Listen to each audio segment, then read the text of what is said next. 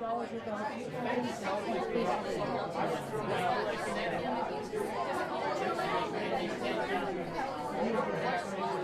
this point, I'd like to introduce Senator Edward Kennedy from Lowell, and Senator Kennedy has been a great champion of public higher education, so I really appreciate working with him, but he has been also really committed to a broad range of other progressive causes, and we really appreciate all the good work he has done here in his relatively brief time in the Senate. But also, at the other end of the spectrum, with just a couple of years in the Senate, we have Senator Marc Pacheco, and Senator Kennedy will introduce him. Good evening. I just want to thank everybody for coming tonight. It's a warm night, and it's good to see a crowd like this. In doing this forum, we're fortunate to have Senator Pacheco, and as President Mabry mentioned, I'm the newest guy in the Senate, actually, and the longest serving senator is Marc Pacheco. So we're kind of at both ends of the spectrum, although we're much closer in age than the spectrum would tell you. Senator Pacheco is the longest continuously serving member of the Senate. He is the Dean of the Senate, and he also is the founding chairman of the Senate Committee on Global Warming and Climate Change. He comes here tonight all the way from Taunton, which is a long way, and so please give him a very long and warm Lowell welcome. Senator Pacheco.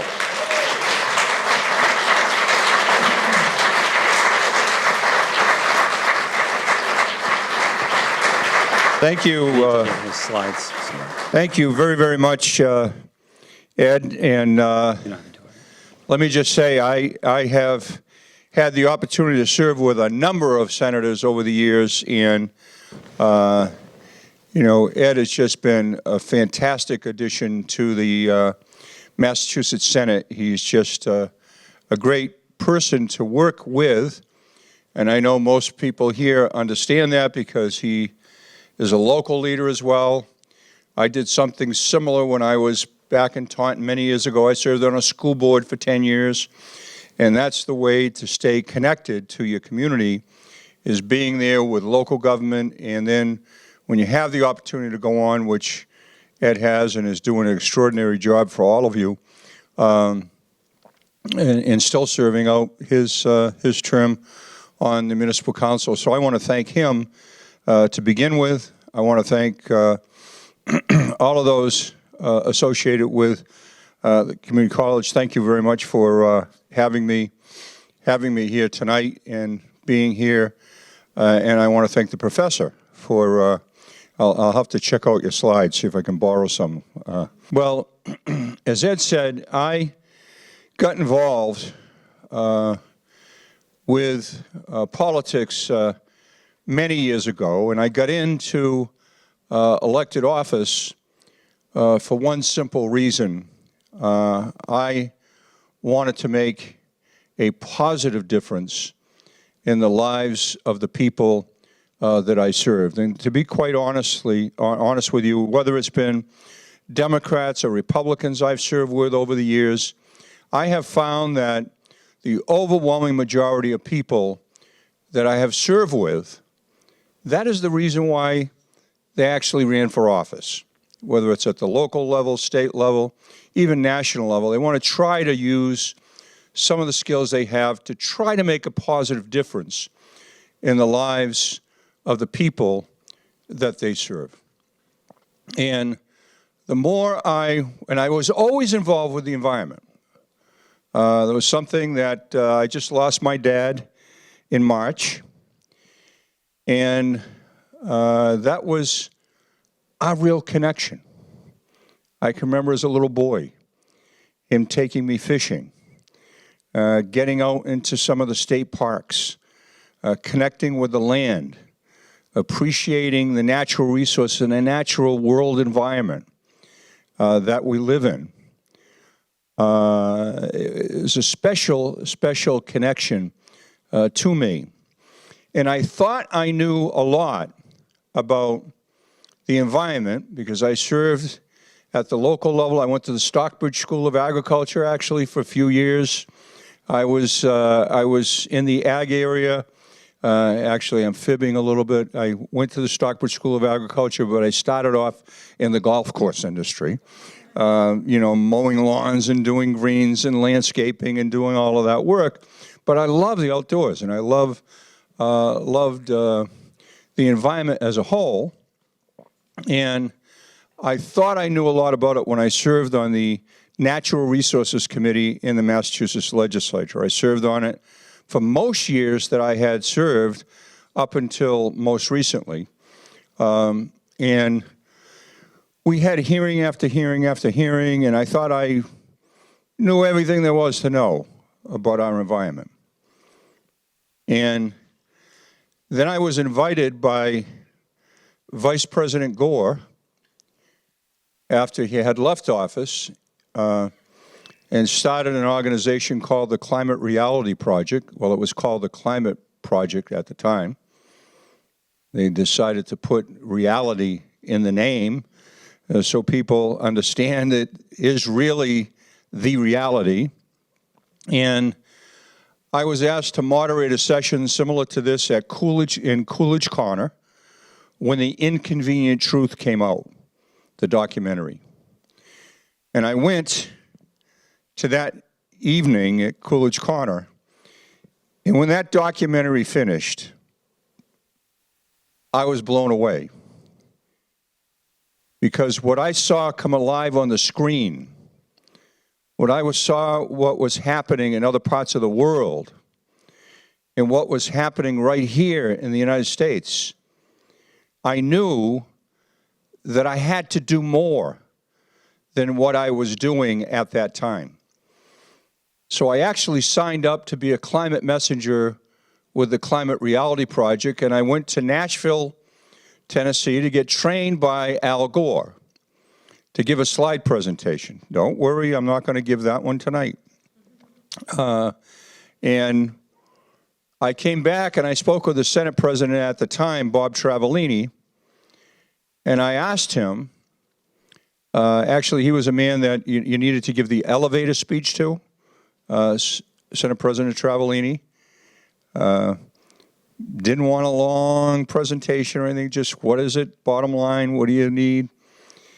And I told him that I had this 45-minute slide presentation that I wanted to show him, or he could create a committee on climate change and name me chair. It's a true story. You have to know your audience. I wish I had more information on every one of you.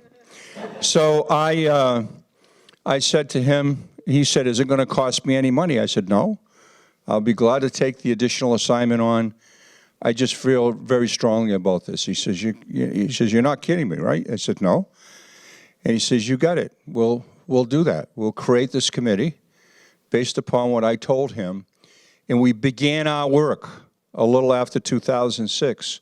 We went around the state, had hearings, and when we came back from those hearings, we looked at what California was doing with the passage of the Global Warming Solutions Act out there, and we took that bill and improved upon it, and we brought it to the state legislature, and in 2008, we passed that bill into law.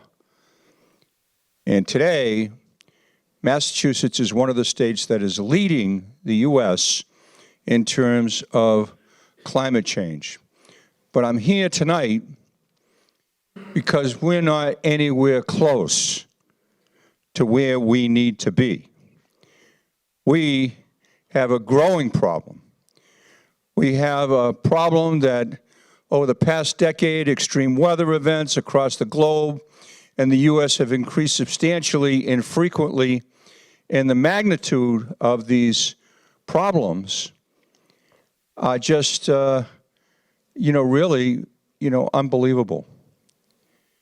You feel like you're walking through the book of Revelation, seeing what is happening and unfolding each and every day in the world, whether it's extreme heat, and you look at California, You see 750,000 acres, 44 people killed.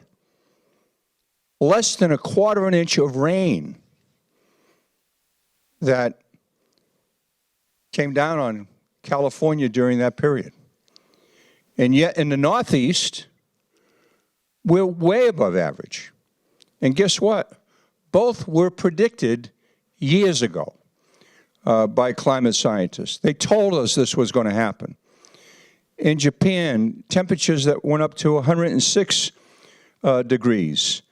And the list goes on. In the Antarctica, in Anchorage, Alaska, just on July 4th, it was 90 degrees in Anchorage.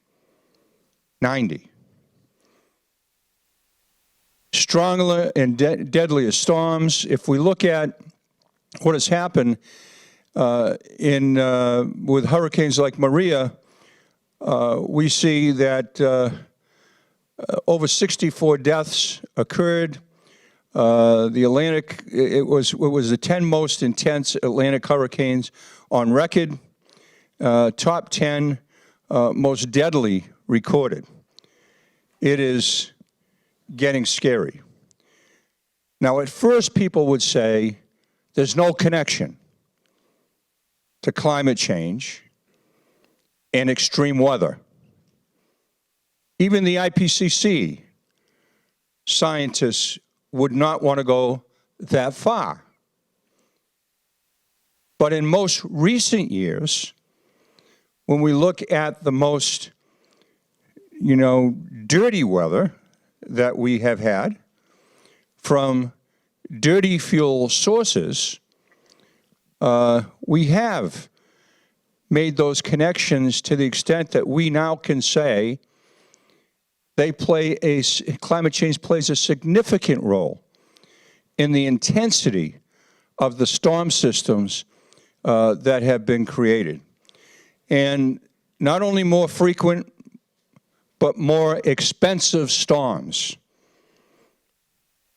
And this impacts every one of us. Why? Where is the money coming from? Right? Yeah, we have federal aid that comes to some of the places where there are extreme weather events and there are severe weather events. Unless you're Puerto Rico, that's still waiting for some money to show up for them. But you're seeing $91.61 billion in damage just from Hurricane Maria alone. Harvey, Maria, and Irma collectively cost the U.S. more than $265 billion. Now, if this continues, we continue on this trend, that means that money is going to be coming from public education, higher education institutions, health care, public safety, all the things that we care about as the main principles of government that get funded by our collective tax dollars, whether it's local, state, or federal tax dollars, end up getting siphoned away to take care of these crisis situations that are unfolding that we could be preventing in the future in terms of the increase of the intensity. What we've got right now, we're not going to be able to reverse, but we can stop what's coming, at least for the most part, if we do the right things. I talked about the Arctic, and it is absolutely crucial what is going on there. The permafrost is melting. And that permafrost has captured CO2 emissions and greenhouse gases below the ice sheet and below the permafrost. And as that melts, and as that allows the CO2 emissions to go into the air, it just places us in a position that exponentially will get worse as we move forward. Whether we look at sea level rising, coastal flooding, all of these issues, if you look at Hurricane Sandy, we all remember that in New Jersey. Just think about it. A couple of 100 miles north, and Boston would have been devastated with that storm. Even a storm system that was far less the intensity of Hurricane Sandy. How many people here have been to the Boston Aquarium? Yeah, almost. Well, that's great. You know the subway station that's right next to it? Underwater. In the last major storm that we had in the Boston metropolitan area, you know, a lot of Boston is not, you know, built on bedrock. We've got some major issues up and down the Atlantic coast and the East Coast in particular. And agriculture and our soil systems, to go back to some of my Stockbridge days, you know, you can't have the right type of outcome relative to the types of plants you're raising and the food products that you want to produce if the climate is significantly different than what it traditionally was in the past. And so we're seeing not only agricultural systems change significantly, but if you're a fisherman, you're somebody that wants to go out there and catch some fish, you're not finding the same species of fish any longer down around Cape Cod, not too far from where I live. You know, lobsters, the old Cape Cod lobster, you know, few and far between. These days, they're going up, you know, to Maine. Maine lobsters are pretty good too, but, you know, my point is that everything is changing in the world of sustainability. And the thing that's the most dangerous that's changing is the danger to our public health. The environment has always been important to me, but climate is not just about the environment. It's about our public health. It's about our national security. And it's about economic development. And I'll talk to you about that in just a minute. If we look at Springfield, Massachusetts, it was recently ranked #1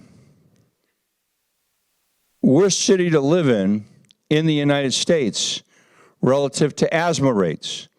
Boston was number 11. The health effects of air pollution, in particular for the young, short-term effects for asthma and cancer and all kinds of other types of problems with the short-term effect is quite significant, but the long-term effect is absolutely, devastating. Strokes increase, lung cancer increases, respiratory conditions, cardiovascular disease, etc.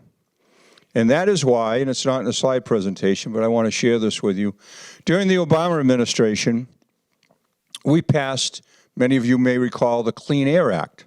Not the original Clean Air Act, but there was an update to the Clean Air Act to bring down carbon emissions from a lot of our power plants. According to the Environmental Protection Agency, if that power plan, that clean power plan was fully implemented, we in Massachusetts would save $1.3 billion per year. From what? Healthcare costs. We'd save $1.3 billion a year in reduction in healthcare costs. Those asthma rates, those babies and kids that are going in to get taken care of, it's just outrageous. So it's something that we really need to deal with on a whole range of issues. And when we're talking about a whole range of issues. We know throughout history, whether it's during the Industrial Revolution, which Lowell and Taunton were a major part of in terms of our great history, that cities like Lowell and Taunton can be part of a new sustainability revolution. The environmental justice communities across this Commonwealth have suffered disproportionately throughout America. You know, they're not too far from wherever the coal plants still exist or did exist.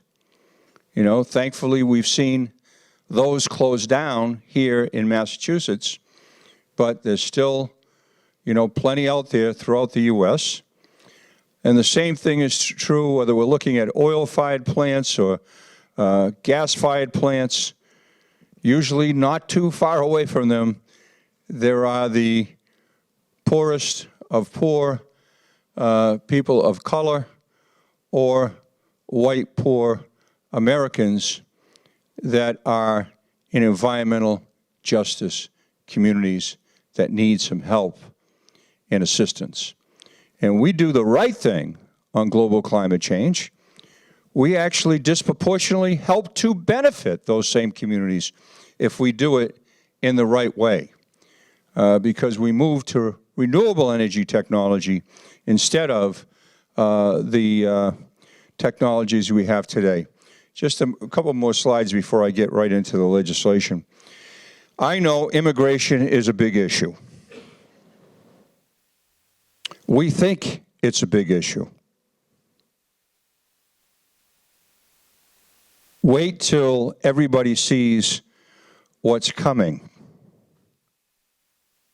According to the World Bank, 143 million climate change-driven migrants will need to flee the places where they live today. Some areas won't even exist. They'll be underwater in the Pacific. I met with a group of kids from Spain today at my Boston office. They were here visiting, and they're already starting to see the migration in some of the African countries coming up north and coming into Spain and southern Portugal. Because people can't live with the soil conditions they have. They can't grow the crops. They can't feed their families. They have to go somewhere. That is what we call a climate refugee. If you look at the IPCC report of 2018 that talked about 1.5% global warming number, and that's what we should have. Or if you look at the report that was conducted by the International Panel on not only climate change, but also the fourth report that was put out by the climate assessment that actually was started. You know, can be somewhat comical when you think about this whole issue. Started under President Reagan. President Reagan knew that the scientists were telling him we need to keep having assessments done to make sure we're adequately responding to these issues because of the global issues. The U.S. Global Change Research Program started by, again, then President Ronald Reagan. Last year's assessment was the fourth such assessment issued, and it basically highlighted that the extreme costs associated with the destruction brought about by climate change will be devastating, especially in rural ecosystems and the economy in the Northeast where we live. Now, at the same time, all of this is going on for years now, generations. We've been told, do more for your environment because it has a direct correlation with public health and it will help improve the economy. That's what we've been told. Now you got President Trump, goes in, and what is he doing? Weakening power plant emission regulations that I referenced earlier, trying to roll those back. It's being tied up in the courts. Eliminated the emissions on efficiency standards for newly manufactured automobiles, trying to repeal all of that, trying to allow for tailpipe emissions not to be diminished, but staying the same. I got caught in your traffic coming up, tonight. I saw a few or felt a little bit of those tailpipe emissions. Same thing that happens when you come in to southeast of Massachusetts around drive time, up the main corridors. He removed the methane leak repair and reporting rules at the federal level.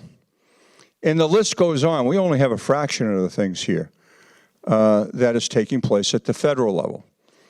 So, Senator Pacheco, you may be saying to yourself, now, what the heck is the good news? Is there any good news? And I say, yes, there is some good news, because going back to 2008, when we had a Democratic governor, a Democratic speaker, a Democratic president of the Senate, and legislators that cared about these issues, we passed a whole suite of legislation. We passed the Global Warming Solutions Act, which I was proud to be the chief sponsor of. We passed the Oceans Management Act. We passed, Regional Greenhouse Gas Initiative was done with the leadership of the governors in the Northeast. And as a result of that, not only has greenhouse gas emissions go down, but energy efficiency, which may not, as the professor is saying, may not be the sexiest topic in the world, but it's where you can really get a disproportionate benefit when you bring down demand. And so we're number one in the United States of America, Massachusetts. Now, when everybody else is doing so bad, that might not be so good. But we are number one in energy efficiency. We passed the Clean Energy Biofuels Act, the Clean Communities Act, which provided the incentives for renewable energy technologies in Massachusetts. We passed the Green Jobs Bill, and that's very important, in particular for community colleges and universities all across the state. They are taking advantage of that and actually helping to educate and train a new clean energy workforce of tomorrow. And we now have, people told me when we passed these suite of legislation, they would say to me, you're going to kill jobs. We need to keep the oil and gas industry going. That's where our jobs are. You're going to ruin our economy, Pacheco. That's what they would say. Well, here we are several years later, not 2008, 2019. We've created over 105,000 clean energy private sector jobs in Massachusetts. We lowered greenhouse gas emissions. We're on track to be 25% below the 1990 levels of greenhouse gas emissions, below the 1990 levels by 2020. But we've got a lot more that we need to do. So this is the numbers I just went over.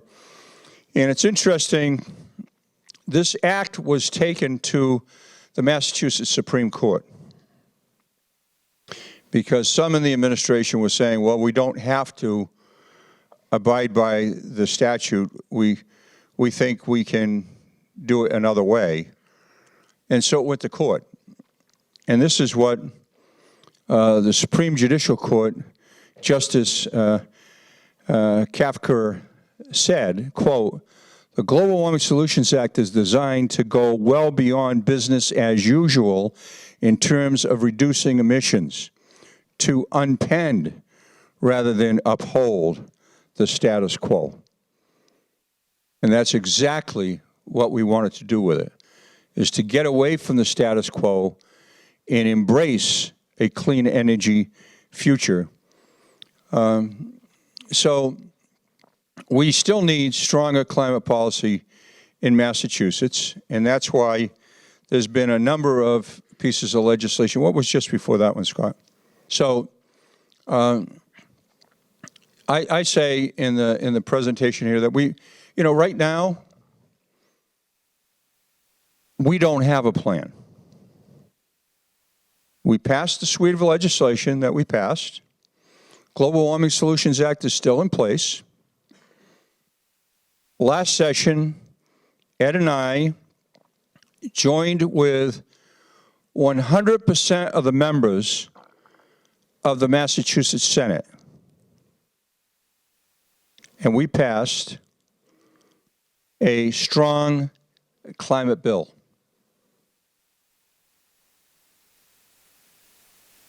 It didn't get done.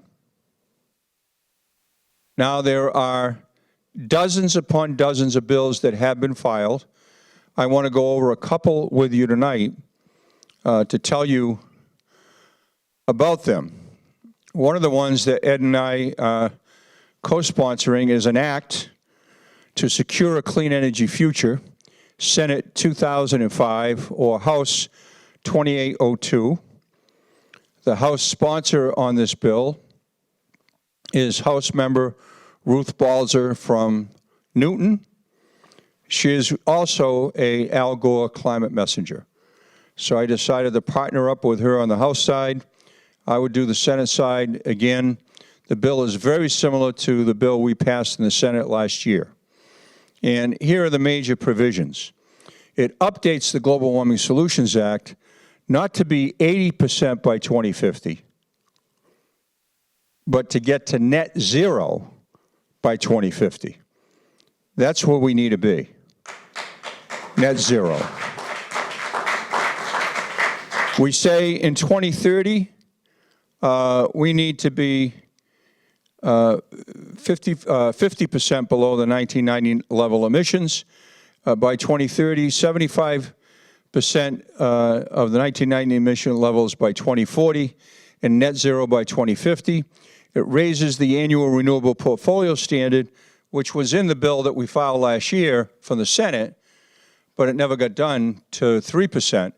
It did go from 1% to 2%. So we increased it 100% last time around, but that is insignificant as opposed to where we need to be. So in this bill, we raise it up to where we want it to be to help us to get to that 50% by 2030. We eliminate the solar net metering cap. It is crazy that we're capping people from putting more solar on their property at their own expense, and we're not letting them do that. I had a company come into my district at the Miles Standish Industrial Park, Martinetti Corporation. Some of you may know the name. They deliver these little bottles to a lot of the liquor stores and a lot of the bars in the area. They centralized their whole New England outlet in Taunton because of where they were on the interstate highway system, and they were putting up solar, and they were prevented by the local utility from putting in more behind-the-meter solar. They were stopped. They couldn't do it. It's ridiculous. We've got to stop it. It's in this bill to uncap the net metering cap. We codify that environmental justice language that needs to be put in to legislation for environmental justice communities and low-income household communities so that they can also share the benefit that will be shared by everyone if we're doing the right thing. We also increased the required development of offshore wind to 6 gigawatts, 6,000 megawatts of offshore wind. We did more offshore wind 2 years ago. We allowed for energy diversity to take place and diversify our renewable energy sector to allow for offshore wind. And this last session, we increased offshore wind. And offshore wind will save the ratepayer in Massachusetts, based upon the Vineyard Wind contract that is right now going forward, something like $1.4 billion in rates, in terms of reduction of rates as to what they otherwise would have paid. as a result of this. So when people are saying that, somehow renewable energy technology is going to be more expensive than oil or gas, no way. Not today.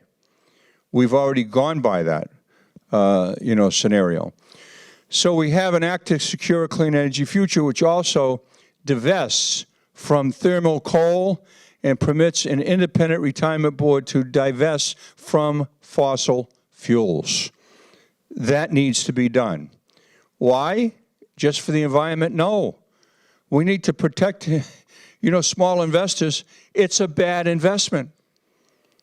Investment in fossil fuels today is a very, very poor investment. You can have a much more lucrative return on investment based upon the last slide the professor showed you in terms of what's going to happen with some of the peaks that are out there and the costs just to get some of the fossil fuels from the ground, compared to the new clean energy technology in Los Angeles, California. The city now is procuring clean energy. They just came out with a plan the other day that they came out with a joint proposal for solar. This is industrial level now, industrial level solar, combined with industrial level battery technology, and the prices for the power purchase agreement were coming in at about $1.50 cents, less than 2 cents. There's nothing that competes with that. Even hydroelectricity would have a hard time competing with some of the industrial level renewable technologies that are out there. We also put in this legislation that we prevent the pipeline tax. And that is, for those of you that are not aware of it, I think most of you are, but the fossil fuel industry understands that putting in a new pipeline, we, the people that may use it, will actually not need it 20 years from now. So their corporate board that deals with their investments, they don't want to take the risks around stranded costs for those investments. So they want all of us to be part of the investment strategy and pay up front for that investment. And so that's why we said in the legislature, no, you want to take the risk, do it on your own. Don't ask the Massachusetts taxpayers to fund that when we want to go in a different direction, altogether. We also require that 50% of the state-owned leased vehicles to be zero emission by 2025, state-owned or leased vehicles, and a comprehensive plan for full electrification. We need to electrify everything. The transportation system, the built environment, our manufacturing, our commercial spaces. The government, we the people, should be partnering with the homeowner, partnering with the small business, partnering with the corporation, partnering with big retail, so that we can invest in lowering the demand of clean energy. I told you we were number one on energy efficiency. You ain't seen nothing yet. We could go way beyond what we're doing. We've only scratched the surface of what we can do if we did a deep dive into retrofits with the built environment.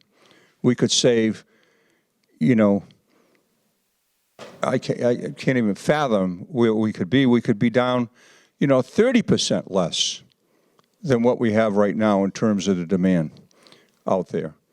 And then we set a deadline for implementation of a carbon pricing market-based compliance mechanism for the transportation sector. Actually, very similar to what the governor has announced with the Northeast states. They're working at doing sort of a RGGI for transportation so that we all work together in a cap and trade system and try to bring down carbon emissions while coming up with a price on the wholesale market so that that works into the whole pricing system, which I favor. There's a lot of people to my far left on this issue that say, oh, that's not good enough. We need to be all the way, we need to have a carbon tax tomorrow. Well, you show me a state that's got that passed. There isn't any. And if we were to get that done, if the legislature were to do it, right, we'll have a ballot question that will be fought about and brought about by the far right. They'll collect the signatures. They'll get it on the ballot. And if, God forbid, a repeal were to pass, we only had 12 years to do something about this issue a year ago. Or 2 years from now, if we get rid of the revenue that we need to put into bringing about more renewable energy technology, I'd rather go with what the governor's saying right now and get something done right away, and then see if we can build upon that as we move forward. So that's what is in that bill. There's also a bill that's net zero energy bill. This is not as comprehensive as the bill I just went over, but it doesn't have to be. This is about getting it to the Senate floor. Net zero. Once we get it on the floor, as we did the last time around, it is subject to amendments. So we can amend the bill to say how we want to get to net zero. All of those amendments would be in order. So I'm asking that we get calls, letters, emails into the Senate Chair, Ann Goby, and the House Chair, Smitty Pignatelli, of the Joint Committee on Environment and Natural Resources. They have committed, and I believe them to be good for their word, that this bill should be out within the next week or so. And if it comes out and it comes over to the Senate, then now we have a vehicle to take to the Senate floor and hopefully get passed so we can send it over to the House. And now we have a House counterpart that is Ruth Balzer that will be working on these bills as well. And Joan Machino from Hull, she's going to give him hell. She's not from hell. She's from Hull. And Joan has filed a similar bill, very similar to mine in terms of where we want to be, net zero, and the 2030, 2040, 2050 emissions limits. But the Senate's net zero bill is also currently before the Joint Committee on Environmental and Natural Resources and Agriculture. So again, but either one of these bills that gets out would be a good thing. Even if the House bill went to the House and the Senate bill went to the Senate, that's okay. We just want to get them so they get on the floor, so we can vote on them. Because when they get on the floor and we're going to have a vote on them, that's when you come in, hopefully. Because then you can call your elected officials and ask them to make sure that they vote on it. We don't have a second chance. We only have a certain amount of time for us to do our share. We can't promise what some other country's going to do or what some other state's going to do. But we can try to do what Massachusetts has always done, and that's lead on this issue. I spoke to these group of students from Spain. All they wanted to do was talk about California.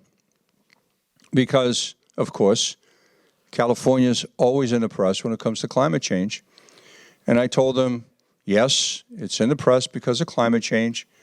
They've done a good job, in particular with the former governor. Governor Jerry Brown was great on this issue.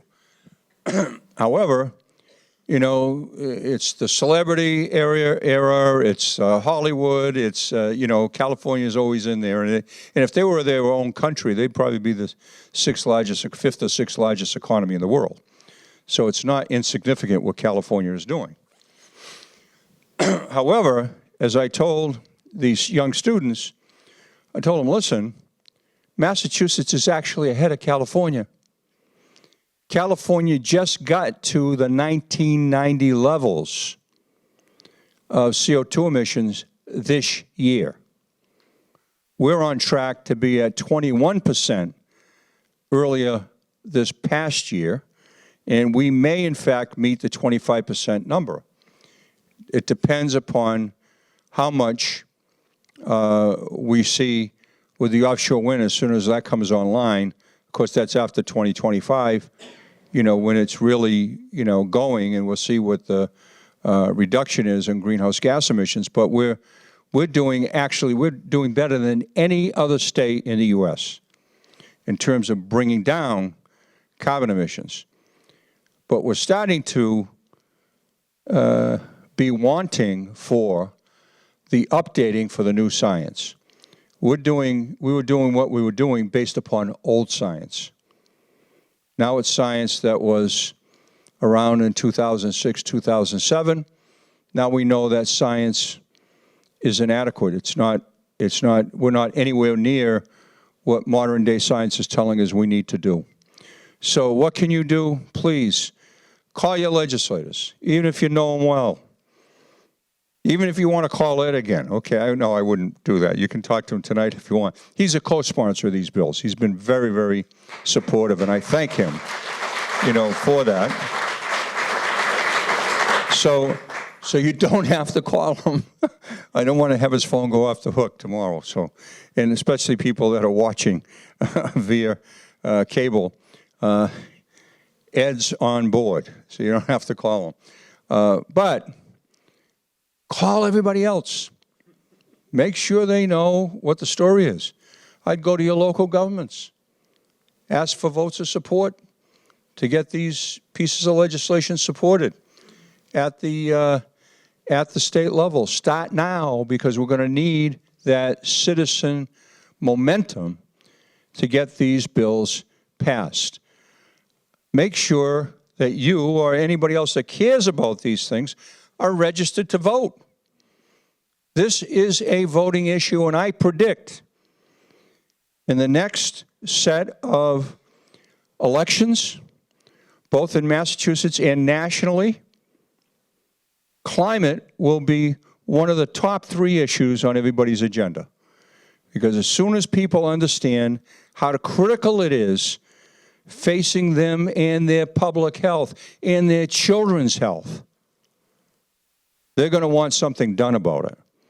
And they're not going to want to wait, especially if you're living in a seashore community. You're not going to want to wait. You want something done about these issues. Join some of the climate groups that are out there, 350.org, the Climate Action Network. I mean, there are so many different, they got some of the group here. They have some great chapters all across the Commonwealth, and they're doing some wonderful and amazing work educating the general public. You know, make financial decisions to encourage change, you know, with these groups. I think it's very important to have local media involvement with these groups. And I'm very pleased to understand that the Lowell Sun is here tonight, and we thank you for being here, because this is an issue that, quite frankly, is always underreported, as I see it. Because you get 97% of all the scientists out there saying this is a real deal, we need to do something about it, it's critical. Then you have one scientist that may be being paid for by the fossil fuel industry, and somehow the media thinks they have to have a balanced article about, you know, like what's going on, because they got to be given both sides of the story, right? So I get that, but not when it's like, you know, 97%. Of climate scientists, you know, are telling us what we need to be doing. And also, we would urge, you know, more participation in renewable options wherever possible. I'd ask everybody to be a uniter. Don't be, some of the don'ts is don't be underestimating the Republicans in Massachusetts. I'm not talking about the U.S. Senate. I'm talking about here in Massachusetts. Every single Republican in the Massachusetts State Senate voted for the climate bill in the Senate. Every single one. That's because the House didn't have a vote on it, but the Senate did. And the Senate voted, and every single one. So it's a bipartisan issue. You have a governor that's in favor of the cap and trade system in terms of the built environment and getting rid of tailgate emissions, so on and so forth. So it's a bipartisan issue. So let's unite around that as a bipartisan issue and be strong about it. So clean energy dependability, this is some of the things you'll hear from people, and then I'm going to end my talk and open it up for questions. You'll hear people say that, well, wind doesn't blow all the time. The sun's not out all the time. Guess what? When the wind's not blowing, the sun's out. And when the sun's not out, the wind is blowing. That's how offshore wind works. And we have hydroelectricity as a backup, as a battery. And we have battery storage coming online that is just unbelievable what is happening. Just take a look at that Los Angeles article that's out there. I think I saw it, what was it, Scott, on Twitter? Yeah, so you can Google it yourself relative to the rates that are coming in with industrial-based solar and storage. That's where we're heading. That's where the investment crowd is going with their investment dollars. That's where the venture capital funds are going. That's where the future is. I wish our federal government could see that. Because if we really care about jobs, blue-collar jobs, we can embrace a future that will truly mobilize things the way they did during the Industrial Revolution. We are on the cusp of a sustainability revolution right now. So I ask you to join me and Ed and be part of that sustainability revolution. The convenient truth is we don't need natural gas to get us there. We don't need it. And God knows people close by here know what some of the downsides of having it actually are from a public safety perspective. And we don't need to be going in and fracking more. We don't need more oil. We can just embrace the clean energy technologies that are out there. Final thing, you will hear, and I would ask the Lowell Sun in particular on this one, you will hear this all the time, that we have some of the highest rates in the United States here. It's true. We have some of the highest rates because we're at the end of the pipeline, right? If you have a distributive energy technology grid, there is no end of the pipeline any longer, right?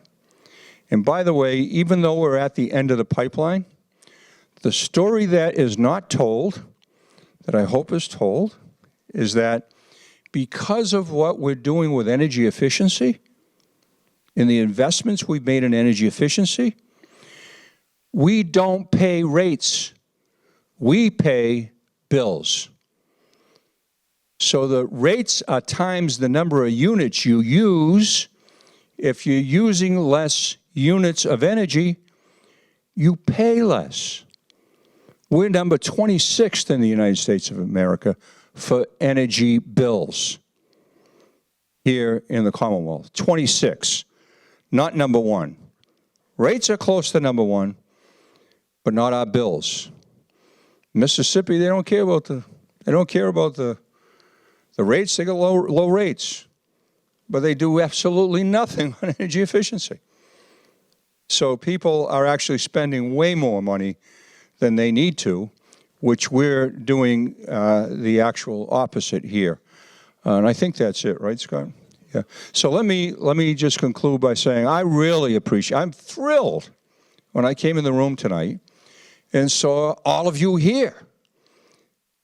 It's a good thing you weren't all at the restaurant. There wouldn't have been enough room.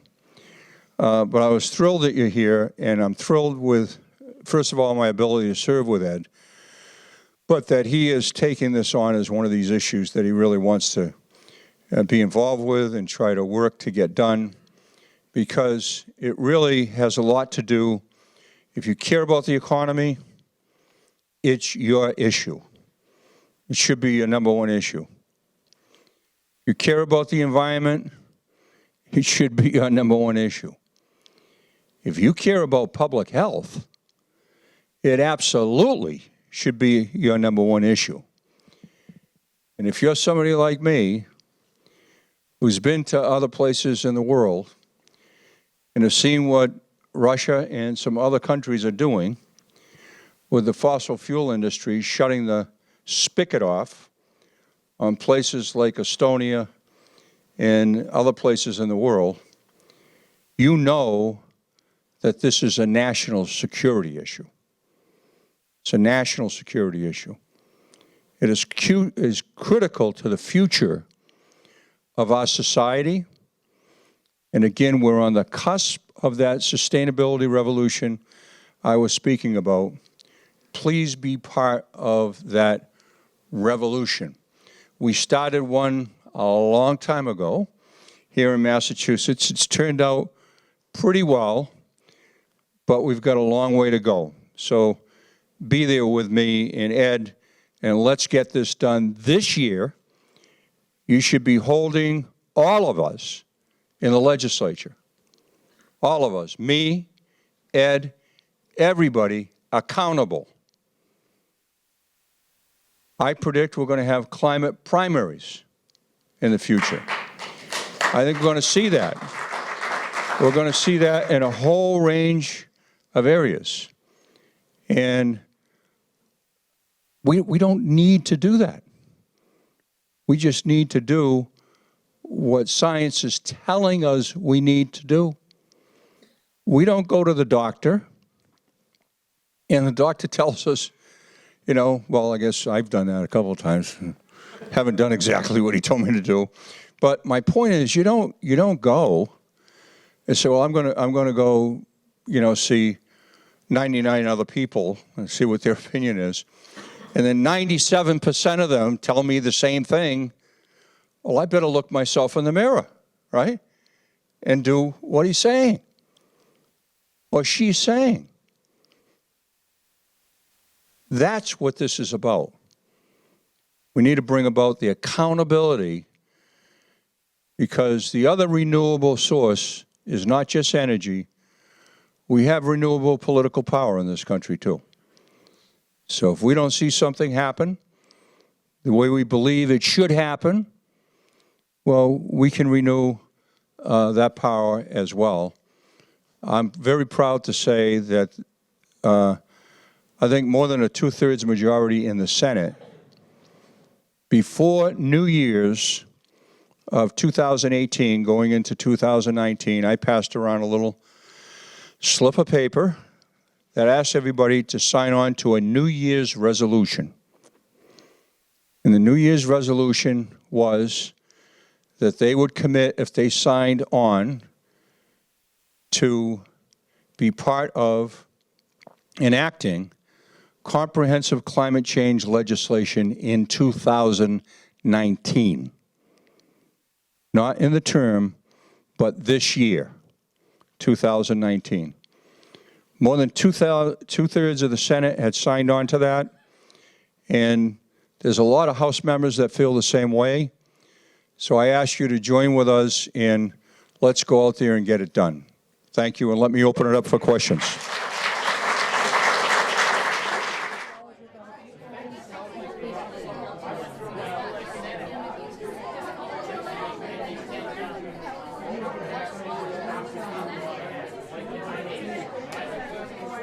Thank